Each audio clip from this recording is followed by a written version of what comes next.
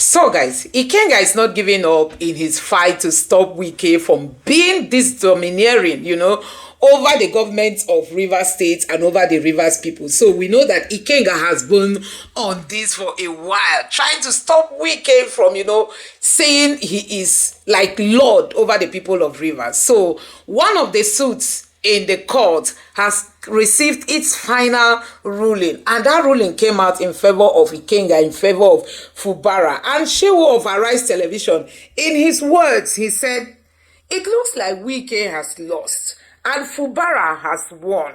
So, guys, you need to take your time to listen to this gist, I tell you, there are indications that Wike might end up not being here or there. The way things are going in this country now, Wike might just end up being the one that destroyed his political future. So, guys, take a look at that conversation just for you to know what is happening in Rivers State and also the PDP and what Ikenga is talking about, the next action to take. Just take a look for yourself. I see that you are very happy. It does look like Seun Fubara has won, APP has won, Wike has lost, APC has lost, and it does look like PDP lost in this case. Well, somehow PDP, one leg of the PDP has lost. That does appear to look like the situation right now in Rivers State, isn't it?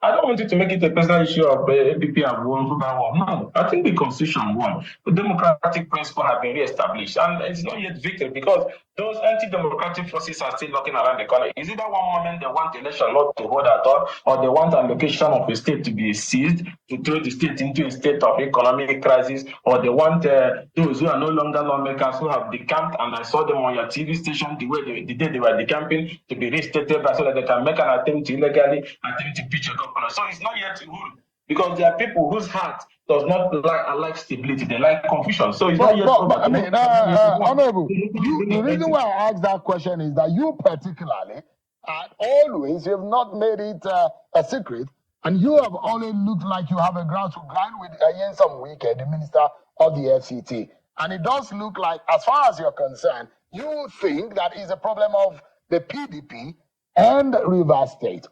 With what has happened, and those of you, there are those who think that there are those on the other side who have their way with the courtroom, but it does look at the appeal court's judgment are ruled in a way that has dismissed or messed up that particular narrative, that no one has the power of our courts.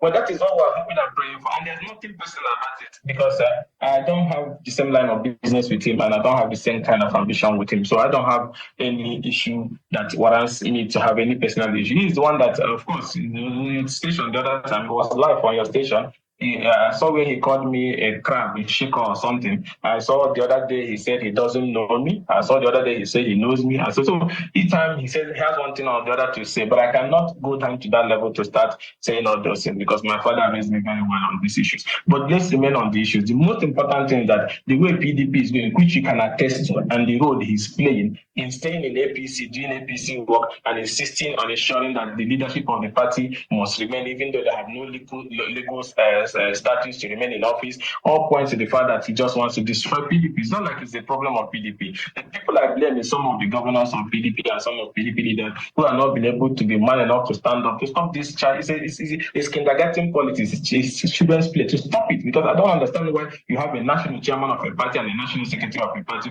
who seems to be in bed with the ruling government and people seems to be comfortable with that and are finding cases in court to keep themselves in office. And then the man you mentioned is them and his G5 people will tell you that they're working for APC while at the same time still struggling for control of PDP with all. Do you think that is decent? Is that how democracy was built in Nigeria? If Azikiwe them and Awolowo they were alive, we saw people who are running around like clowns now be running in midst of conversation. If Awolowo them were alive, so this standard is low. I don't know where they're learning from. As a student of history, it's disgusting. It makes me feel like I want to throw. Because what are we struggling over in PDP? What are we fighting over in PDP? That the almighty PDP that once had 32 states have been reduced to something that that people are playing with and struggling. I'm in another party, I'm working for another party, but I'm telling you that this party, I must control it, and leaders of the party are treating it with kids below some governors because they have been offered one thing or the other, or maybe they have been told that if you follow them to sabotage PDP, you choose your successor, you win your re-election, and you cannot boldly stand up to say, stop this nonsense, stop this madness, and let the right Nigerians, we are looking up to PDP. We're not beginning to lose confidence in PDP. The mess is too much. Honorable, before I allow you go, I mean, Seun Shomi was here the other day, and I was surprised. He was blaming President Bola Tinubu for the problem of the PDP. And he was saying that he is a hand that is distorting and disrupting the People's Democratic Party. Well, a lot of people will wonder what has Tinubu has to do with what is happening in another person's eyes. But my final question to you right now will be, there is still problem with River State because it does not look like the funds accrued to the River State will go to them because of the ombuds over these local government issues. Are you worried about the coming days with Sim Fubara and his government over federal allocation?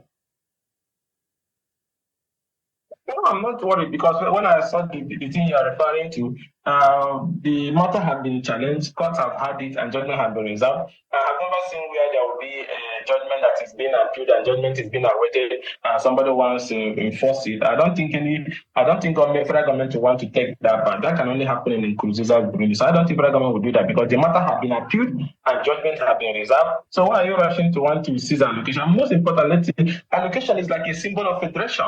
It is different from budget. Budget comes after you have received the allocation, it drops in your state, the state assembly starts budgeting. But when you want to go and seize allocation, it's like you're seizing the symbol of constitutional democracy and federation. That thing is statutory revenue of that. Okay, what happens to if there's irrevocable payment order tied to that money that has to do with bank or foreign lending institution? What happens to other obligations? What happens to statutory transfers of the state? What will happen to the judiciary? What will happen to teacher salary? So the Wike group will be so proud to go to Abuja, seize the allocation of that state, and there will be no salary, there will be no payment, there will be no obligation. I don't think federal government, because if federal government goes towards that part, they'll be pitching themselves with the people of Rivers who are part of the federating unit. I don't think any government will do that. We need to wait for the matter to be decided or to Supreme Court before we can now start having this conversation.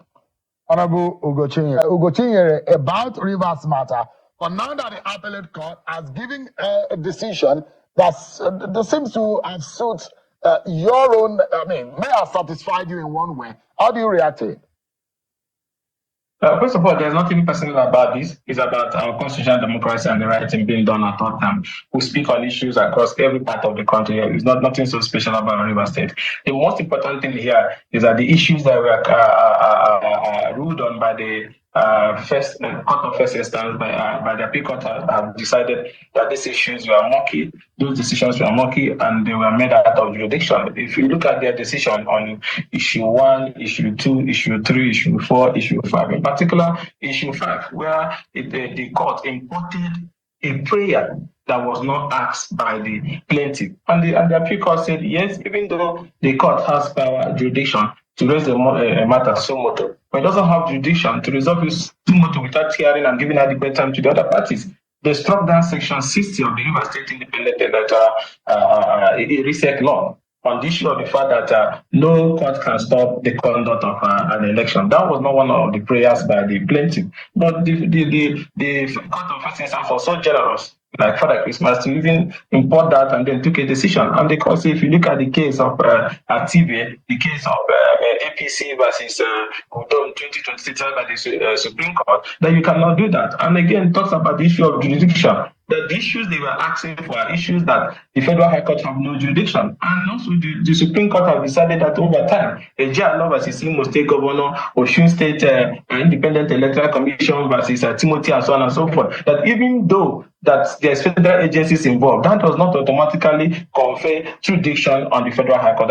What is the subject matter? Conduct of a local government election that is under the jurisdiction of the River State Independent Electoral Commission and supposed to be handled by the State High Court. That why did you not dabble into? So based on that, they said the case in its entirety lacked merit and decided to dismiss it. So the most important thing that it doesn't even call for like celebration, because to me, doing the right thing most times, I don't say it calls for celebration, because ordinarily the Federal High Court should have known that what they were doing was wrong. So yes, this is victory for democracy, it's victory for constitutional governance, but for this fact to have been restated, it has already been restated by the Supreme Court over and over again. So why do somebody have to keep doing that? Just maybe you do it and then hope that it can be upheld by the appeal court or the Supreme Court. So to me, it's a good decision. It has helped to also deepen our constitutional democracy. But at the same time, we must not continue to keep going back to the court to keep seeking interpretation on issues that Supreme Court over and over have also decided.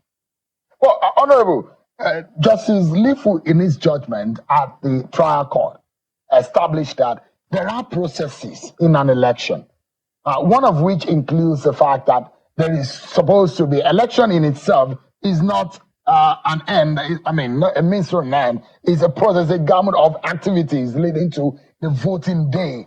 I mean, the court established in that judgment and the High Court that look, you should have published. There are days specified by law for you to have published the names of voters. There are other issues relating to the revision of voter register, which was not done by RCEC. And these are established principles about our elections, which RCEC has failed to establish. Well, they went and imported all the provisions of the Electoral Act. And they were talking about that Section 9 and so on and so forth. But the appeal court said that not everything that is in the Electoral Act, if you go by the division of elections under Section 152 of that Act, that is covered, that the local government election is not among those elections, that those sections and processes they're talking about. So we have to revert to the sections in the River State Independent Electoral Commission Act, which made provisions for publication. So the method of publication and advertising for the elections and the candidate and the nomination under the RISEC law is different from the provisions under the Electoral Act they were talking about. And also, more importantly, that voter registration did not stop 30 days to the conduct of that election. And then when you talk about it did not stop, they didn't produce any evidence to show there was even an ongoing voter registration exercise by INEC. So the most important thing is that these people, when they went to this court, wasn't after deepening our constitutional governance. It was not about stop Governor Fubara from conducting the local government election. If you remember, one of the conditions during the presidential initiative that Tinubu initiated was that they fear that the governor will not do election, that they wanted the election. And they made the governor to sign that there will be election. So at the moment we are nearing election, they extended the tenure of the local government chairman whose tenure have expired, that they should remain in office forever. And then they said no, and let there be an election. And then when we now got to the election, they now went to court and then got an order again and said there should be no election. So you can, even when after the election, when the people were about to be sworn in again, they went again, started burning down the local government election that they should not be sworn in. So the whole issue, I have to be honest with you, because I don't know how to waste time over an issue, is the fact that the Pro-Wike group does not want a local government election that will come from the Governor Fubara leadership. That was what it's all about. That's what led us to, okay, if we go by the interpretation in what they were seeking at the Federal High Court, there will be no local government election again in Nigeria, because people will not say, for you to have local government election, INEC must continue to do continuous voter registration process, there must be this one. You know, all these things were just like... But Honorable, are you not concerned that the exercise or the process is already skewed when the umpire failed to comply with his own rules and the guidelines and the laws that guide the operation of such a commission? The procedure, that's what I'm saying, they are the one lying with all the applications that are valid. The provision of the RISEC law on the issue of publishing the notice, publishing the candidate list, we have followed. Most political parties that participated had that notice. Those notices were there. And they were the one who admitted that the notice was public, but it's not complete. And in one point, they are saying the notice was public, but it was not up to 90 days or 300 days. And another one, they said there was no notice. So the most important thing is that if they had participated in that election, they would have seen the notice, they would have seen those processes complete. But they refused to participate in that election. And while that election was about to hold, they said the election will not hold. The key thing here is that they never wanted this election to hold, just because you are having issues with the government. So now let's establish there are possibilities that this case might be taken up to the Supreme Court. And there are possibilities also that those who are being injured by the outcome of this election might find solace and find healing at the apex court, isn't it? Do you have that fear?